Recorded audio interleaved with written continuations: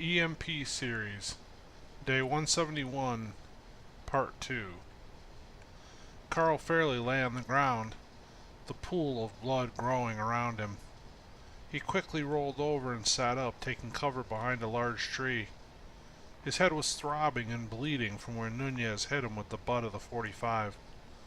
Before he could manage to pull himself to his feet, his hands still bound behind him, he heard the two-stroke motor from the dirt bike.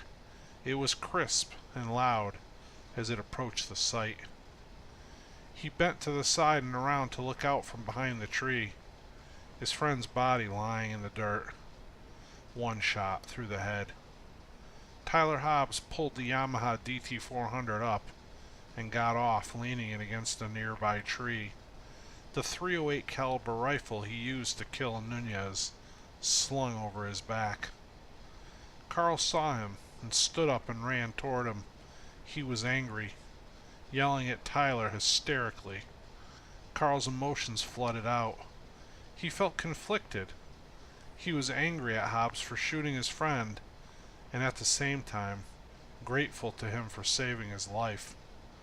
Tyler Hobbs pulled out the knife from its sheath on his belt and flicked it open with one fluid motion. He grabbed Carl's wrist with his left hand and reached out and cut the plastic tie straps. Carl turned quickly and hauled off and punched Hobbs square in the face. Hobbs stumbled back and threw up his hands to block the second blow. Hold on, he yelled. I'm on your side. He was going to kill you, in case you hadn't noticed, Constable.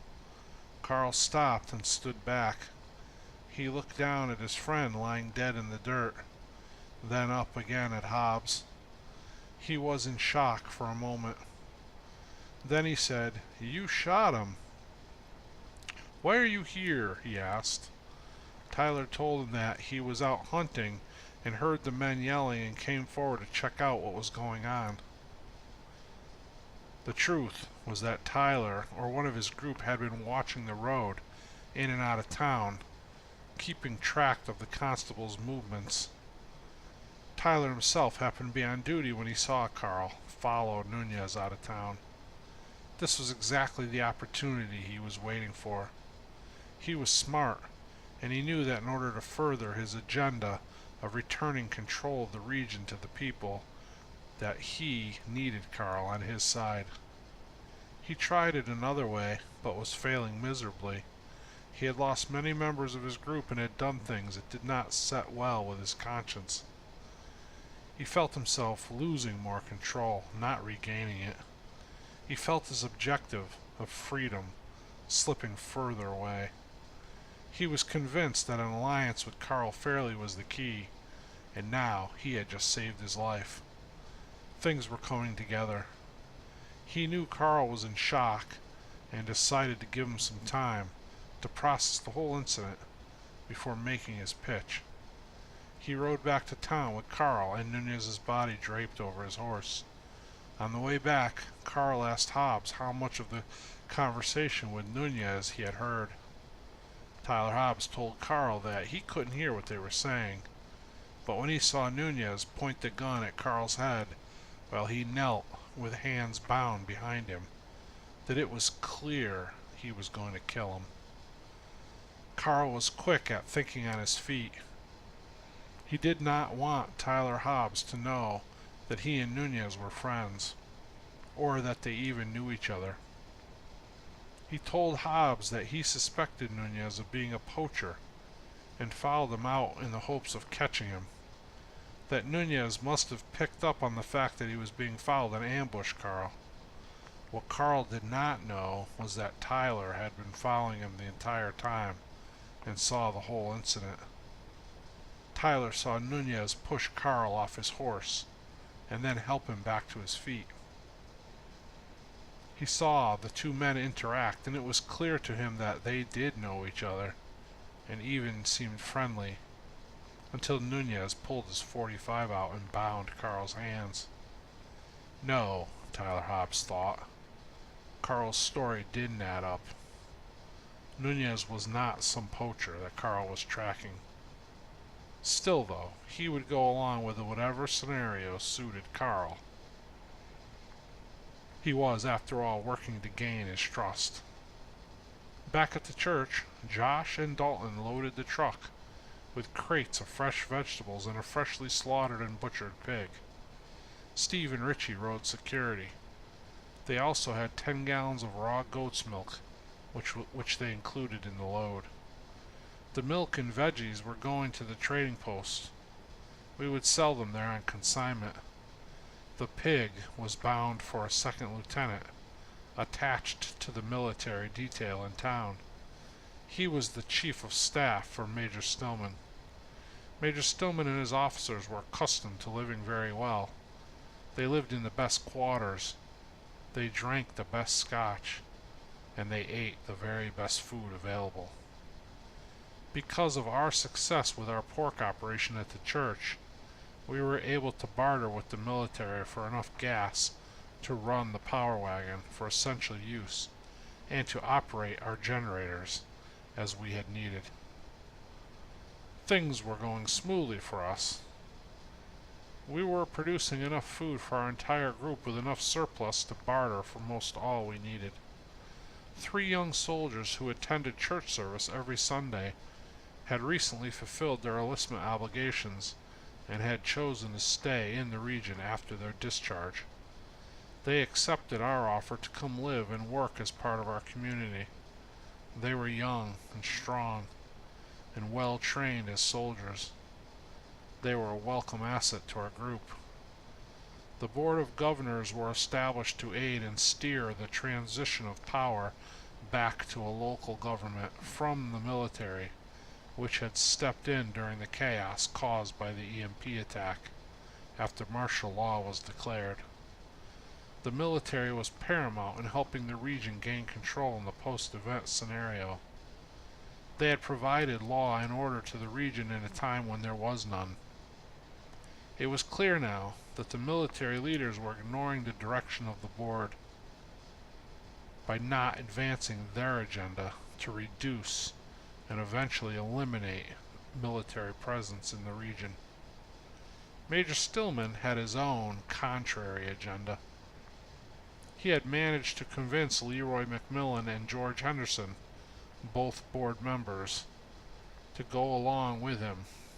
He commanded a large and powerful force and was backed secretly by Congressman Ted Holmes. This afternoon at the church, Pastor Sharps, Ish Patel, and Carl Fairley were scheduled to have a secret meeting to discuss their plans to advance the rightfully ratified agenda of the board of eliminating the military's involvement in local government. This undertaking would not be an easy one. Henderson and McMillan's alliance with Stillman had allowed him to attach himself to the organization, much in the same way a cancerous tumor attaches itself to healthy tissue. It weaves itself into the very fiber of the afflicted organ, requiring decisive and delicate surgery to remove it. At today's meeting, the surgeons would gather. When the guys returned from the food delivery, they had Ish Patel with them, who they had picked up for the meeting on their way back. Pastor was waiting and greeted his friend. The two went up to the pavilion and waited.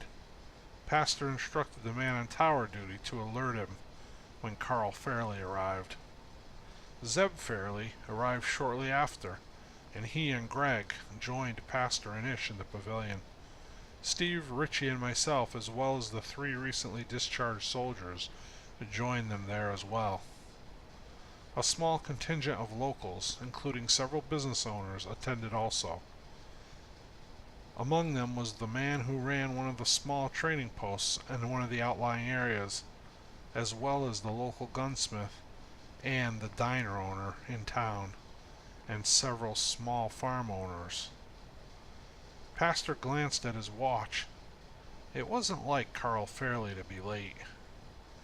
Pastor Sharps and Ish Patel, the 2 Board of Governor members in the group, started the meeting by going over some of the preliminary agenda info and outlining the meeting format.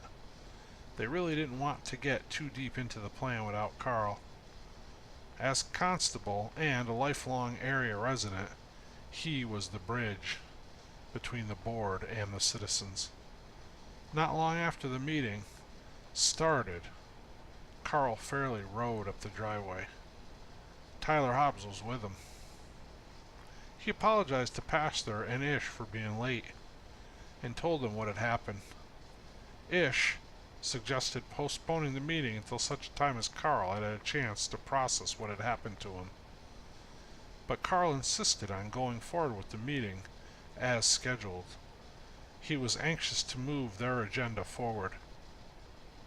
Pastor said, "To anybody here who may not already know him, this is Carl Fairley. He is a lifelong area resident and small farm owner. He also serves the region as constable. Carl, you have the floor, sir." "Thank you, Pastor Sharps," Carl responded, "and thanks to all of you for coming out today. Most of you are aware of the situation here with the military presence in the region. They helped us to establish control after the chaos that followed the EMP attack. They came in and brought order back to the region in a time when we needed it most. However, now we are at the point where we need to form a new government body, an organization of individuals and groups to set protocols and practices in place. This nation is still a free nation, and as such," he was interrupted by cheers from the group of attendees. One man yelled out, "Amen, brother!" Carl paused briefly while the cheering and yelling subsided, and then he continued, "As such, we deserve the right, no, we demand the right, to govern ourselves as a free and independent people." Again, cheers were heard from the audience. He motioned over to Pastor and to Ish. "These two men, along with several others, are members of the newly appointed Board of Governors. They are charged with guiding and overseeing the transition to a new government. In a recent meeting, they voted in favor of ending the military involvement in the region." Again, cheers erupted from the group. It was a clear consensus that the overwhelming majority wanted the military out of their affairs. Carl began to speak again. Hold on," he shouted. "We are not free of them yet. The officer in charge, Major Stillman, is rejecting the board's vote. There is no evidence that he even moved the board's decision up the chain. He has embedded himself in this region, and for his own personal reasons, he does not want to leave." A loud, uneasy murmur came from the audience. Carl raised his arm to quiet the crowd as he continued to speak. "The time will soon come for us to make a decision as a community. Technically, if the major refuses to lift the order for martial law, there will be little we can do legally to remove the troops. There is currently a congressman visiting the area. I think the board should request a meeting with him to explain things as we see them, and to see if he will rescind the order for martial law. I have spoken to Pastor Sharps and Mr. Patel about this matter." "And what if he refuses?" shouted out one of the group members. "If he refuses, we will deal with that then. I will caution everyone that we must remain calm and carefully plan each and every step. We must all be on the same page and consider every outcome to every possible reaction we make. There is no room for error as we move forward together. We have citizens, farmers, and businessmen in this audience here today, and we have many more of each out there in this community. Everyone deserves an opportunity to have their voices heard. We need to reach out to our friends and neighbors and fellow businessmen. We need to elect several representatives from each group to serve as an advisory council to the appointed Board of Governors. Again, I urge everyone to use caution and to proceed circumspectly. We are playing with a potential firestorm here." One member of the group called out to Carl, "If they don't give us control of this community, we need to take it back from them through whatever means necessary." Again, cheers erupted from the crowd. Carl again raised his arms to quiet the group. The time may come when it will be necessary to use force to take this community back, and trust me when I tell you that I will be at the front of the charge, if and when that time comes. But I also know the potential cost associated with such an action, and want to avoid it with every fiber of my being if possible. In any case, we certainly are not there yet. Let's move forward one step at a time. The group applauded Carl as he handed the floor back over to Ish Patel and Pastor Sharps. Ish raised his hands and said, "Brothers, I agree with and support all that Mr. Fairley has said here today." Ish Patel was a soft-spoken man who chose his words carefully and wisely. Because of this fact, people always listened when he spoke. Ish had a quiet might about him. He was a soft-spoken man, that's true. However, he was not one to back down or shy away from confrontation when he knew he was in the right. He went on, "The Board of Governors meets again this coming Tuesday evening. Pastor Sharps will make a motion to call a special meeting for next week as well, and to invite Congressman Holmes to attend, and I will second that motion." Then he looked directly at Tyler Hobbs, the third board member in the group, and said, "All we need at that point is one more board member to vote in favor of the motion in order to carry it. I fully expect that Mr. McMillan and Mr. Henderson will vote with Major Stillman. And since the Major serves on the board only in an advisory capacity and liaison to the military, he does not have voting rights." Tyler understood and nodded affirmatively at Ish. "If the vote carries, then the following week we will meet again, hopefully with the congressman," said Ish. "When the vote carries," shouted Tyler Hobbs, emphasizing the word when. Ish nodded in approval and turned the floor over to Pastor Sharps, asking him if he had anything to add. Pastor addressed the group. "I think that is enough to think about for now, with the addition of only one item. After the transition takes place, we will elect our new civic leaders. Myself and Ish, as well as Mr. Hobbs and Mr. Henderson and Mr. McMillan, are only appointed to serve during the transition. All of us have the right to throw our hats in the ring when the time comes for a more regular office election if we so choose. I am stating here and now for the record that I will not be seeking an office in the post-transition period. Thank you all for coming. God bless you all." That's the end of day 171. Thank you all for listening.